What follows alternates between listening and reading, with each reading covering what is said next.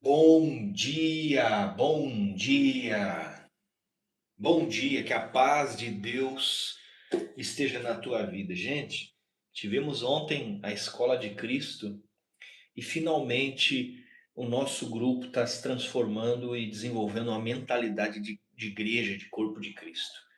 Olha, nós estamos aí semeando e evangelizando e aprendendo juntos há meses, anos, né? E esses devocionais, é óbvio que são alimento para todos nós, antes de tudo para mim. O Senhor Deus, esse é um momento que eu tenho com o Senhor e gravar me ajuda a construir uma compreensão e é óbvio que eu compartilho com você, né? Eu tenho para mim, meus irmãos, que tudo que a gente faz tem que ter mais de uma finalidade. Ou seja, todas as ações que você produz, elas têm que beneficiar alguém.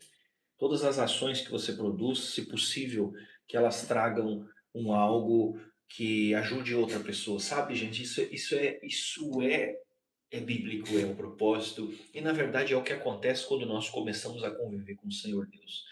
Então, quando você vai fazer um movimento, mesmo que ele seja de benefício de si próprio, ele tem que deixar os demais numa situação confortável, né? Então, se você, por exemplo, tem família, eu já houve um tempo em que eu fazia as coisas pensando no meu bem-estar e os outros se lascavam, né? Hoje, quando eu vou fazer um movimento, o Espírito de Deus em mim procura fazer com que esse movimento beneficie mais pessoas. Isso não é eu quem faz, mas Deus que está na minha vida. E eu creio que Deus na sua vida deve fazer a mesma coisa, não é mesmo? Então, é muito bom amar Jesus, é muito bom ter Deus na nossa vida. Gente, nós passamos muitas tribulações e as tribulações não têm a ver com amar a Deus. Na verdade, amar a Deus transforma a nossa vida em uma escola, porque através da orientação e do ensino de Cristo nós podemos avançar. Então, há muita evolução na, na comunhão e no relacionamento com o Senhor Jesus. Então, nossa escolinha de Cristo, ela nasceu como uma célula de uma igreja que terminou. A gente manteve as células e transformou, né, por direção, em um pequeno ministério. Né? Dentro disso, eu e minha esposa recebemos unções, graças a Deus, e temos aí conservado, junto com outros irmãos muito abençoados, esse projeto para que ele cresça. E você é bem-vindo, tá bom? Porque ele é online. E também a presencial, né? Fizemos uma vigília há algumas semanas, que é bênção demais. Uma vez por mês a gente toma ceia. É um pequeno ministério, né, que o Senhor Deus nos dá.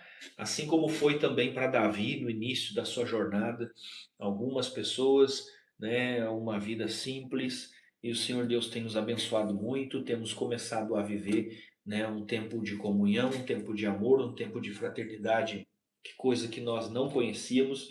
Estamos aprendendo a ser como uma igreja, a igreja de Cristo. E eu divido isso com você, porque eu sei que muitos que assistem o devocional já são da escola, mas são bem-vindos para participar. Então, você quer viver uma vida de comunidade, uma comunidade espiritual, aos pés de Cristo, seja bem-vindo a esse canal. Gente, Deus me abençoou com uma palavra muito linda de um profeta que eu gosto muito, que é o profeta Jeremias. Esse livro de Jeremias daria para estudar só ele o resto da vida. É um livro enorme. O Isaías também é muito poderoso, mas eu, por esse tempo da minha vida, tenho sido muito ensinado através do livro de Jeremias, um livro com o qual entro em contato muitas vezes. Muitas das passagens dos devocionais que nós fazemos vêm desse livro. Apesar de o profeta Jeremias ele passado uma, ele participa, ele está em uma fase muito complicada do povo, do tempo da nação, do povo, não é?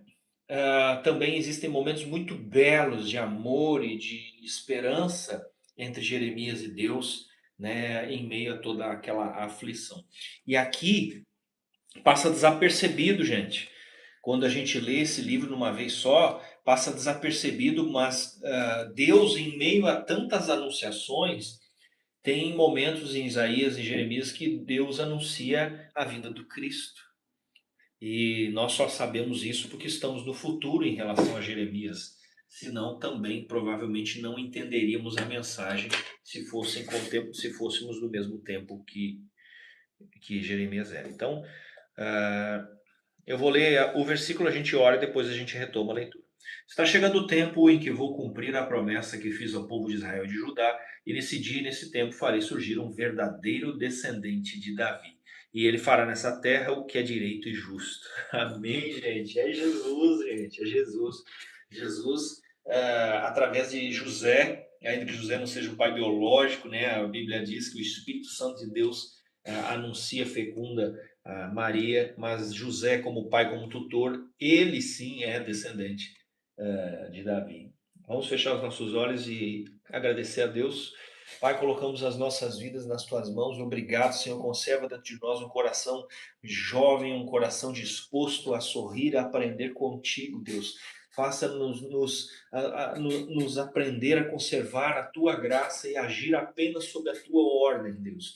Que possamos ser zelosos com o nosso vínculo com o Senhor, antes de todas as outras coisas da terra, em nome do Senhor Jesus. Amém. Amém, gente. Eu não sei você, meus irmãos, mas não é o tema de hoje, então eu vou só passar por cima. Suportar o amor de Deus, amados, às vezes parece ser mais difícil do que suportar a provação. Não sei por que cargas d'água nós, seres humanos, temos tanta dificuldade de nos manter leais e de nos manter fiéis, de nos manter fortes diante de toda a bênção que Deus tem a ofertar. Não sei por quê. Bom, isso é só um parênteses aqui do Michael. Que Deus nos ensine, me ensine a mim e a você a sermos capazes de nos conservar fiéis e cheios da presença de Deus. Vamos ler então toda essa passagem. Isso está no livro de Jeremias 33, versículo 14 até o 22. Mas eu vou pular alguns pequenos trechos para a gente conservar um fio de pensamento, tá? Então, está chegando o tempo em que vou cumprir a promessa que fiz ao povo de Israel e de Judá. O parênteses que eu dou aqui é que é o seguinte: nessa época Israel e Judá são dentro do mesmo território lá, são reinos separados, né? Houve uma ruptura no reino, nesse povo, depois da morte de Davi, assume Salomão. Quando Salomão, que é filho de Davi, morre, os reinos, as tribos se separam. 2 tribos formam o reino de Judá, 10 tribos formam o reino de Israel. Toda essa nação é guardada por Deus. Mas acontecem inúmeras situações, você às vezes lendo na Bíblia não capta, não consegue compreender isso eu só sei porque estudei em outras fontes, né, fontes da teologia, e a gente acaba não tendo essa compreensão histórica que ela faz muita diferença na hora de conhecer e de interpretar a Bíblia. Então, quando Deus diz, cumprirei a promessa que fiz ao povo de Israel e ao povo de Judá, ele está falando a uma grande nação que se transformou 2 reinos, né? Nesse dia e nesse tempo, farei surgir um verdadeiro descendente de Davi, e ele fará nessa terra o que é direito e justo. De fato, isso acontece através de Jesus Cristo, não é verdade? Jesus Cristo é natural, a família dele é de Nazaré, mas Jesus nasce em Belém.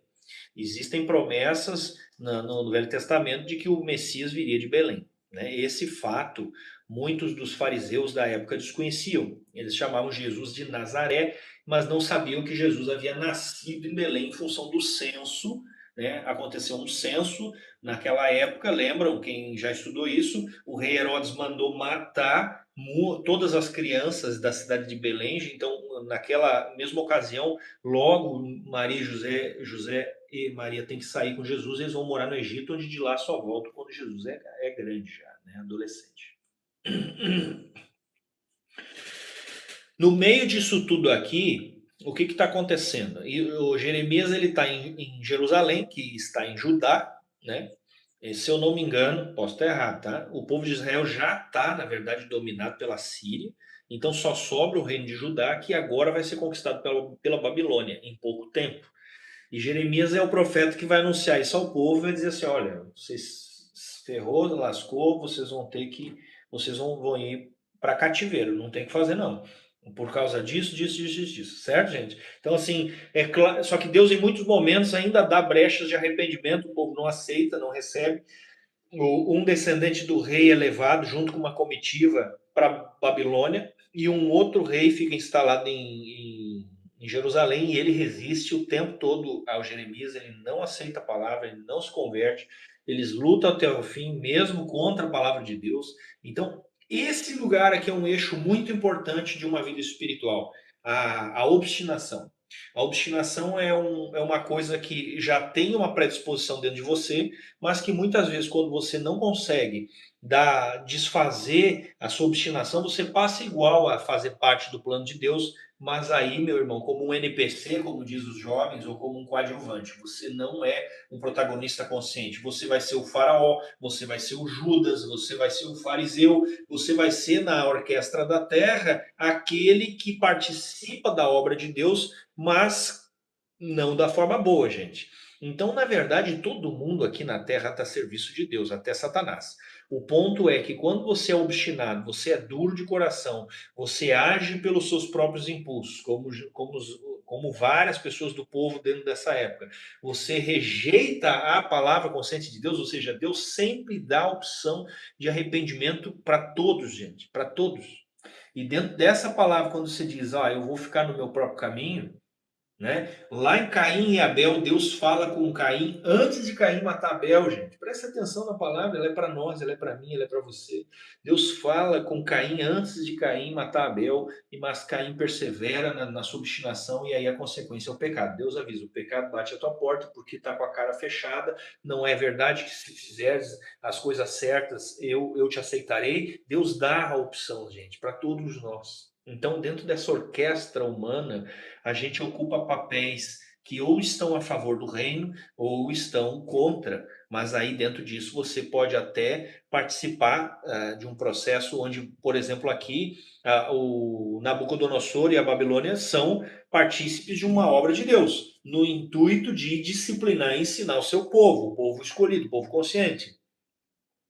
Mas você quer estar em qual dos dois? Você quer estar no povo que vai ser ensinado ou você quer estar no povo que vai açoitar os abençoados e os ungidos, mas e depois a consequência? Jesus diz: é preciso que eu seja entregue e seja traído, mas ai daquele que ocupar esse lugar. Você compreende, então, independente da linguagem que você usa, que você conhece, que apesar de você sim ter parte no plano de Deus, isso vai ter consequências e as consequências não são boas, tá, gente? Então vamos lá. Aqui no meio de todo esse caos, Jeremias está anunciando um dia sim, um dia não, que a coisa vai pegar, que o povo vai ser rebelado. Né? No capítulo 34, o Jeremias entrega uma mensagem direta ao rei Zedequias sobre instruções acerca do que ele deveria fazer. Ele entra sempre num conflito, acaba não conseguindo obedecer a Deus, assim como o rei Saul e muitos outros também não, gente. Não é fácil, né, gente? O coração obstinado, ele é um inimigo duro, gente. Esse é o grande inimigo do ser humano, é a obstinação que reside em nós, que se rebela contra o amor, gente. Contra a ordem, contra a paz, é contra essas coisas que a obstinação se rebela, gente, porque ela ama a guerra, a obstinação ama o conflito, ama a contenda. Entenda isso, não é contra Deus. Não, gente, a obstinação, porque essas coisas são atributos de Deus. A obstinação é um espaço humano que se rebela contra a misericórdia, contra o amor, contra a justiça, contra a ordem, contra todos os atributos do Espírito Santo. Todas as qualidades espirituais que provém de Deus. Então a obstinação que reside aí é aquela que, quando tudo está em paz, você arruma uma coisa para se incomodar. A obstinação é aquela coisa que você sai de um culto onde você teve um dia glorioso e por determinadas complicações no trânsito aqui e ali você descamba e age de forma extremamente violenta com as pessoas que você ama. Não é você, é eu também, já passei isso. Parece que quando a luz está mais forte na sua vida que vem tribulações para desafiar você e geralmente com muita frequência a gente tende a falhar nessas coisas. Então nós temos que orar, Senhor, ajuda-me a conservar-me íntimo da tua luz, sem que a soberba, a arrogância e a pretensão façam com que eu ache que a luz provém de mim. Não, Senhor, eu sou a lâmpada, mas a luz é tu, Senhor, é o Senhor. Pois coloca-me de tal forma na vida que essa luz não se apague, porque dela eu dependo para ter uma função e existir. Você já pensou uma lâmpada que nunca ilumina? Que serventia ela tem, gente? Nenhuma. Bom, continuando então, diz assim: quando esse dia chegar, o povo de Judá será salvo e o povo de Israel viverá em segurança. E eles vão dar a Jerusalém esse nome: Senhor, nossa salvação. Eu, o Senhor, prometo que sempre haverá um descendente de Davi para reinar em Israel. E aqui começa a confusão feita pelos obstinados que amam a guerra. Então, dentro de um povo, dentro de uma família, dentro de todo lugar, dentro de nós, existe um espaço que quer aceitar Deus, o amor, a justiça e tudo, e tem um espaço que está sempre querendo guerra, contenda, confusão e briga. Amém? E dentro desse lugar existem interpretações de que o Messias viria com uma espada, mas isso vem da imaginação do obstinado, gente. Não está escrito nada disso aqui. Vou vir, ou vou mandar um descendente que vai pegar uma espada e vai fazer. Não, isso é da imaginação de um coração de guerra, de um coração que quer batalha. Porque o Senhor Deus está dizendo o seguinte: quando esse dia chegar, o povo de Judá será salvo e o povo de Israel viverá em segurança. Está falando por acaso de guerra aqui? Não, meu. Está falando de um coração tratado, de um coração santificado pela presença de Deus, pela fé em nosso Senhor Jesus Cristo. Mas na época, se você lê o Novo Testamento, a contenda entre os obstinados e os que creram em Jesus Cristo é essa. Não, o Messias não pode ser assim tão bonzinho. O Messias não pode ser, não, nosso Deus não é esse amor todo. Nosso Deus não é assim, nosso Deus é um Deus bélico. E aí você fica querendo o padrasto e não quer o pai. Você quer o carrasco. Você não quer o pai. Porque algo de você rejeita os atributos e as qualidades de Deus. Amém, gente? É muito forte, né? Mas é muito necessário se nós queremos avançar. Vamos para frente para não tomar tempo demais de vocês. É impossível quebrar as leis que fiz para o dia e a noite. Olha só, é impossível quebrar as leis que fiz para que o dia e a noite venham sempre um depois do outro. Assim também é impossível quebrar a aliança que fiz com meu servo Davi, isso é, ele sempre terá um descendente que seja rei. Então, frequentemente a gente vai ouvir, e talvez você já tenha dito, por que Deus permite guerra? Por que Deus permite não sei o que? Gente, o próprio Senhor Deus está dizendo assim, é impossível quebrar as leis que fiz para que o dia e a noite sempre venham um depois do outro. Se é impossível, é porque essas leis têm uma continuidade, uma necessidade, uma ordem. As outras leis que Deus criou também não serão quebradas. O que cabe a nós é estudar e conhecer essa lei de causa e efeito daquilo que nós cultivamos sem Deus, sem arrependimento, por obstinação, e o que isso gera no mundo espiritual para que recaia sobre mim. Lembre-se que não foi só você que agiu, mas os seus pais, os seus avós, os seus bisavós. E você toma parte nas decisões que eles tomaram espirituais, gente. Ah, mas o que eu tenho a ver com isso? Herança, assim como seus filhos também tomam parte na herança espiritual do que você gerar ou anular. Então você pode ser a última geração que acumula algum tipo de maldição, ou você pode ser só mais uma que vai continuar e piorar as coisas, entende? Porque o povo de Israel, a Bíblia, ela é geracional. Se você lê de Gênesis e Apocalipse, nós estamos falando de geracional. Deus é um Deus familiar, é um Deus geracional. Ele vai falar de gerações. O Jesus Cristo, ele vem para anular e libertar o pecado causado pelo primeiro Adão. Então, alguns teólogos chamam Jesus Cristo do Adão perfeito, do verdadeiro Adão, aquele que era para ser desde o princípio. Não vamos entrar nessa coisa toda, é só uma continuação dessa fala. Então, sim, parte das coisas que estão recaindo sobre a sua vida, sejam boas ou não, são frutos das escolhas e decisões dos teus ancestrais. E até que você tome consciência e declare arrependimentos e viva o que tem que ser vivido em Deus. Amém? Se não fosse assim, Jesus e a sua promessa não teriam anulado a sentença de centenas de gerações. Ela anula por quê? Porque Jesus Cristo corrige em Deus.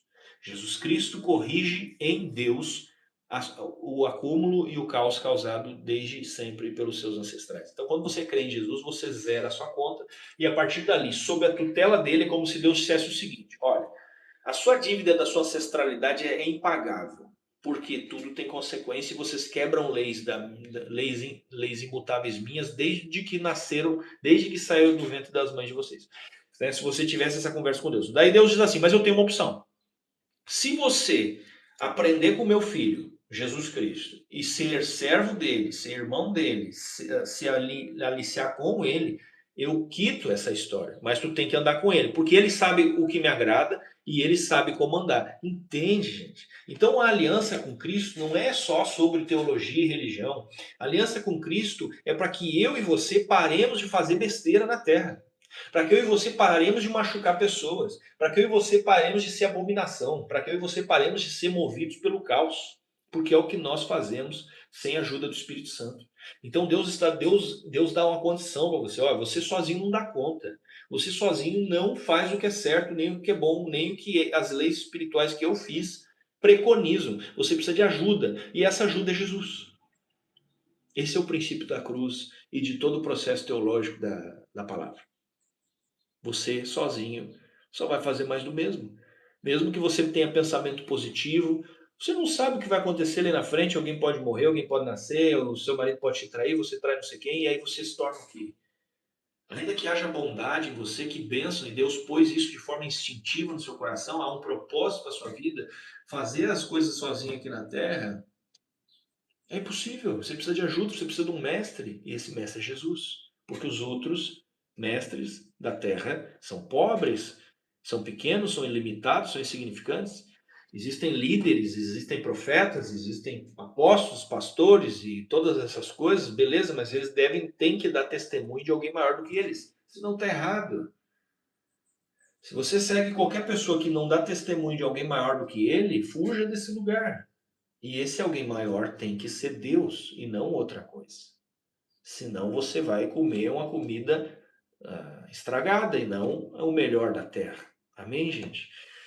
Para finalizar, aumentarei tanto, assim, em relação aos servos de Davi, aumentarei tanto os servos de Davi que será impossível contá-los, como é impossível contar as estrelas do céu e os grãos de areia da praia. Isso nesse momento representa a igreja. A igreja de Cristo é todos os povos que creem no Senhor Jesus e servem e aprendem dele. Essa é a igreja maior do que tudo que existe no mundo, hoje já não mais de território judeu, mas para além de todas as fronteiras do planeta. Ou seja, todo aquele que crê em Jesus e se vincula como seu mestre, seu salvador, seu senhor, acaba se transformando em um descendente de Davi por enxerto. Amém? Feche seus olhos. Senhor Deus, agradecemos a palavra que nos deste hoje, uma palavra profunda, profética, que essa palavra venha edificar, transformar e tratar nossos corações. Somos gratos ao Senhor pela alegria que põe na nossa vida, que possamos honrar isso e conservar como um odre novo, selado, para que o vinho não se espalhe, não se derrame, não se perca. Amém, Senhor, em nome do Senhor Jesus. Tenha um ótimo dia, que a paz esteja contigo. Derrame essas palavras que você recebeu na vida de alguém. Encaminhe esse devocional a quem precisa de uma palavra como essa, ou seja, você mesmo portador dessa palavra.